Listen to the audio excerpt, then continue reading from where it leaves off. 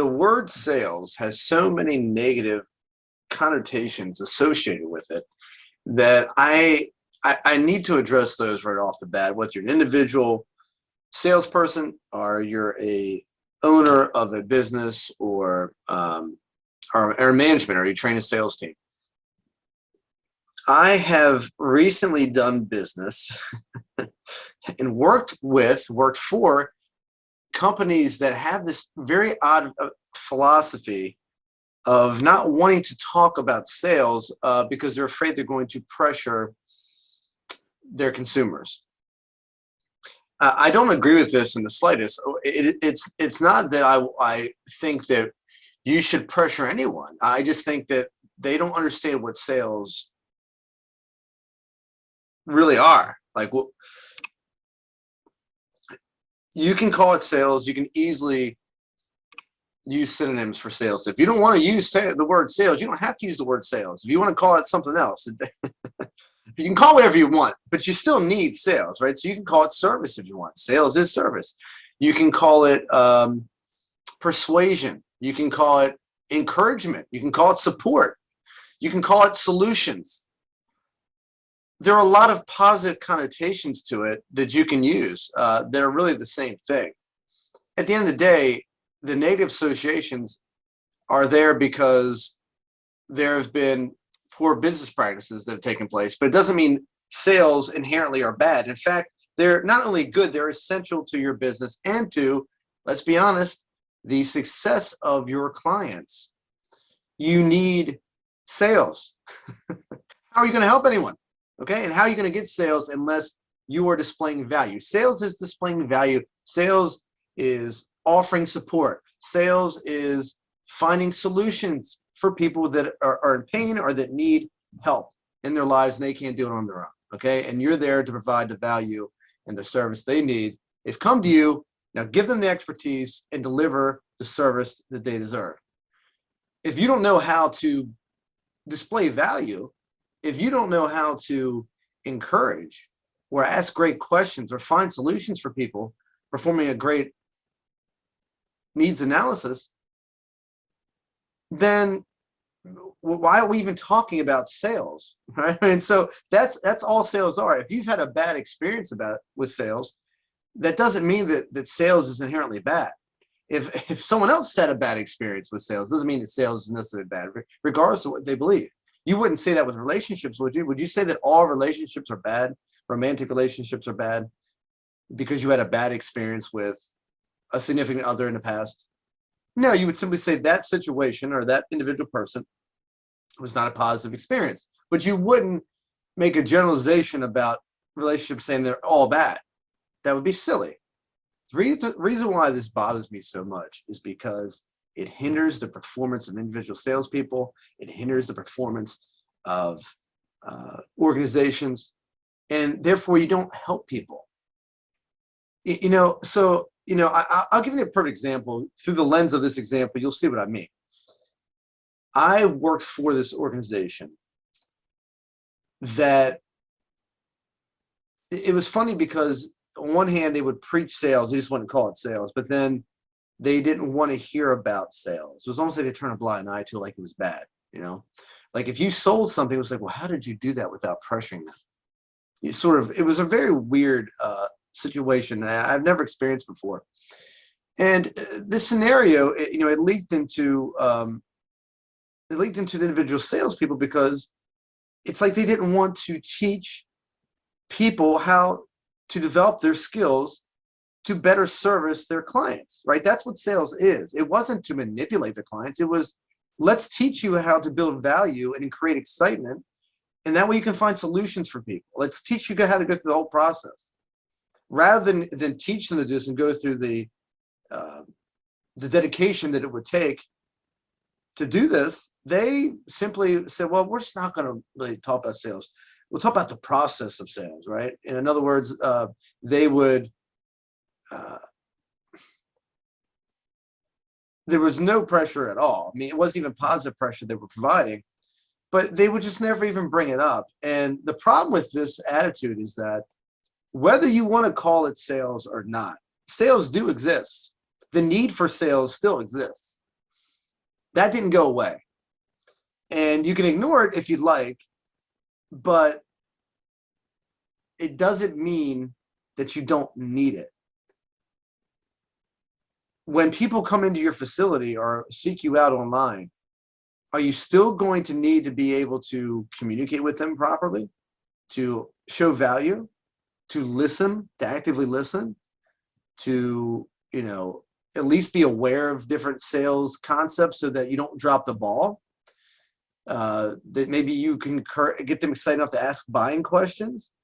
You know, look, if you're trying to sell a concept, an idea, if you're trying to, you know, get to see your movie as opposed to someone else's movie, to get your to get people to choose your place as opposed to someone else's, to get to go to your restaurant instead of someone else's, you know, that's all sales. Exciting people, helping them, it's all sales. So you're going to tell me you're not going to do that because you don't like the word sales, or because you think sales are negative, or you associate them with a negative thing? That is absolutely insane. And also, I want individual health and wellness practitioners out there that are in sales or think about sales, do not think of it in the way that they think of it. Think of the way that we think of it. I mean, it was very difficult doing your job at this place because, you know, it was almost as if you had to explain yourself when you made sales, and it was very hard to understand. So that which makes me think there was some sort of tax. There's some sort of tax something going on in the background with that. I'm not really sure. They were looking for a tax write-off because it didn't seem like they wanted to succeed. It's very odd. But the point is that, you know, you have to have a positive connotation with sales, because who is going to want to do a job where you feel like you're taking advantage of people? I certainly don't. I'm there to help people, and that's why I think I'm become very successful at sales, and I picked up on a lot of stuff because I genuinely want to learn to communicate with people better. I want to learn to connect with people better. I'm a professional relationship builder. I want to be able to build rapport. I want to be able to find solutions for people, get them to see my perspective, and help them to that perspective. You know, so there's no negative associations with it unless you want to find them, unless you're looking for them. And the people that seem to do this are the people who really don't know anything about sales, or exciting people, or listening, or human psychology, or communication, and they're not very good at it. And that's the reason why. So to me, this is a fatal mistake. Do not adopt this as either an organization or an individual salesperson. Clearly, I mean, I only have positive connotations with sales.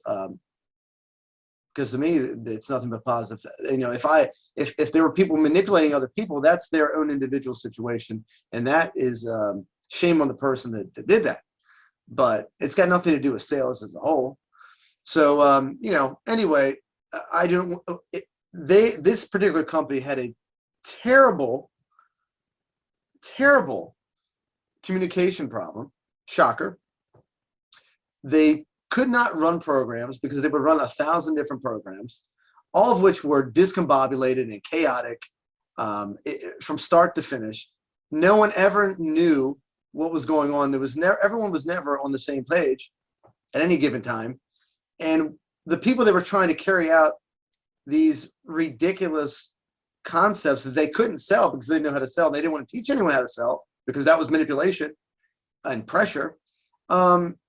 Is totally, they didn't, the people were not able to carry out or execute the plans that they had because they didn't know how to sell. They didn't possess the skill set to do it because they didn't teach it, because they thought the philosophy was that sales were bad and was pressuring people. So they couldn't even get people excited about simple concepts or communicate simple things because they didn't know how to sell. So unless someone came in there already knowing how to sell, there was nothing this company was going to do to enhance the situation. It was very depressing scenario. It was baffling. It was really bad. It was almost like they were doing it on purpose. It was so mind-blowingly inefficient. My argument was always this. I was like, okay, let's say it is pressure. Is there not such thing as positive pressure, especially when you consider the health and fitness?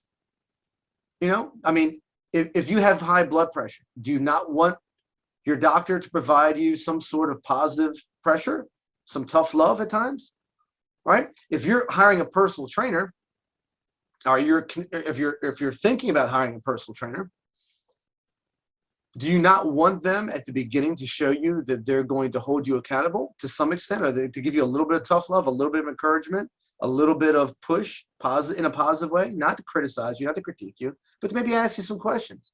Hey, look, if you're not going to do it now, you've been putting this off for 5 years. You've told me so. If you're not going to do it now, I just ask you to answer this simple question: when? When are you going to be ready? And what is it going to take for you to be ready? If you're not going to ask questions like that and apply a little bit, and again, the pressure is not for you applying it, it's the person that's feeling it, right? Well, if you feel a little bit of pressure, what does that tell you? Is that maybe because you know that I'm telling the truth, and if you don't do it, it's not a good decision, and the opportunity costs that are associated with that? Maybe that's the pressure you're feeling. Mrs. Smith, if I don't hold you accountable now, and I don't provide you the support, and I don't communicate this with you right here in this moment, what makes you think that I'm going to do it if you commit to me as your trainer? And so when you inevitably come to a situation where you're falling off the wagon a little bit, you need a little bit of encouragement or a little bit of tough love, if I don't provide that for you, am I not doing my job? So to me, it's like, well, don't you want me to show you that you can rely on me to hold you accountable? Because what kind of personal trainer, chiropractor, massage therapist, doctor, nurse, anybody in the health and wellness profession, what would make you feel like I'd be good to support you in your journey if I won't do that for you right now? That's my attitude. So, you can call it pressure if you want. I think there's nothing negative about that at all. In fact, if you don't do it, you're not being a responsible health and wellness practitioner. That's my take. Anyway, you might have encountered some of this oddball sort of philosophy. I've never seen anything like it, but it's very frustrating to watch as a sales trainer, and it's frustrating to watch if you've ever been involved with a company like that, which I have not been involved in too many companies like that, but I've seen them, and it's a very odd sort of philosophy, and I don't think it's very effective. And it's you watch the futility take place in the programming that they try to implement, and the different things they try to carry out. It's just it's like, it's frustrating to watch. But it's comical from the outside occasionally. But anyhow, I had to express that. If you think of it in this way, I'd like you to think to reframe it and form another paradigm, because I truly believe that sales are positive. I think you can replace that word sales with all the aforementioned words I gave you, and it's really the same thing. If you can't sell an idea or a concept, and if you sell an idea, if you're still selling something, it doesn't mean that money has to be exchanged, right? Although there's nothing wrong with that. That's the whole point, right? You're exchanging money for value, and they're getting something out of it, and you're getting something out of it. But the same principle applies if you're selling an idea.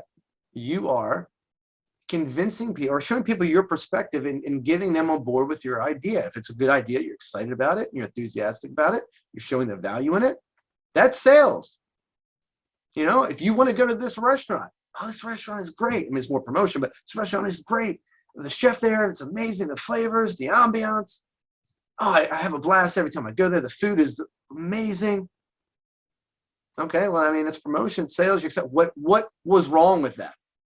Right? That is sales. So, like, if you are not going to teach your people how to do that, then what are you doing? What kind of philosophy is that? If you associate that with being negative, how are you going to have a successful business? How are you going to implement or execute any programs successfully? You're not. And people are going to quit. They're going to get frustrated, and they may not even like sales to start with, but it wouldn't matter, because they're not going to be able to carry anything out, because you didn't tell them how to do it. You didn't teach them. You didn't give them the tools, provide them the experience, the skills they need to succeed. Okay, that's enough. Till next time.